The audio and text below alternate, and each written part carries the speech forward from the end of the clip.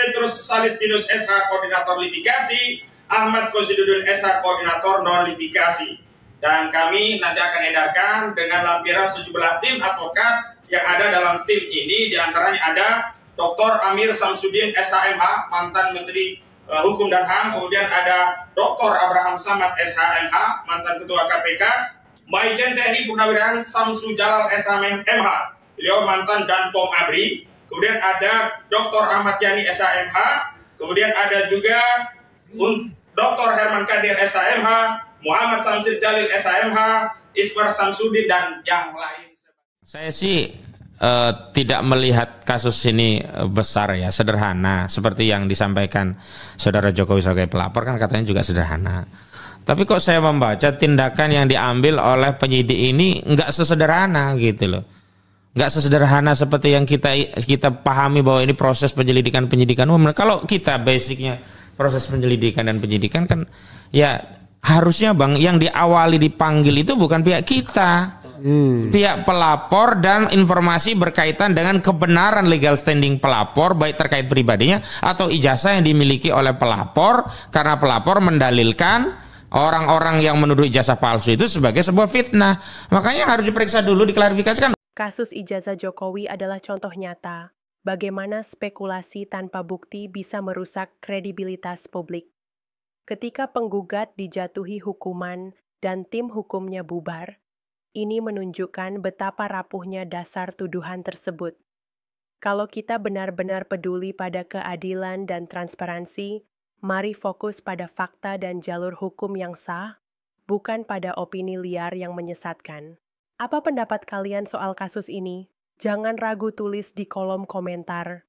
A like jika kamu mendukung kebenaran berdasarkan bukti bukan asumsi.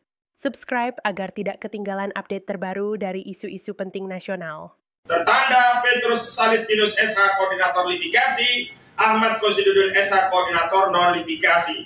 Dan kami nanti akan edarkan dengan lampiran sejumlah tim advokat yang ada dalam tim ini. Di antaranya ada Dr. Amir Samsudin SHMH, mantan Menteri Hukum dan HAM. Kemudian ada Dr. Abraham Samad SHMH, mantan Ketua KPK. Maijen TNI Purnawirawan Samsu Jalal SHMH, beliau mantan Danpom ABRI. Kemudian ada Dr. Ahmad Yani SHMH. Kemudian ada juga Dr. Herman Kadir SHMH, Muhammad Samsir Jalil SHMH, Ismar Samsudin, dan yang lain. Saya sih tidak melihat kasus ini besar ya, sederhana seperti yang disampaikan Saudara Jokowi sebagai pelapor, kan katanya juga sederhana.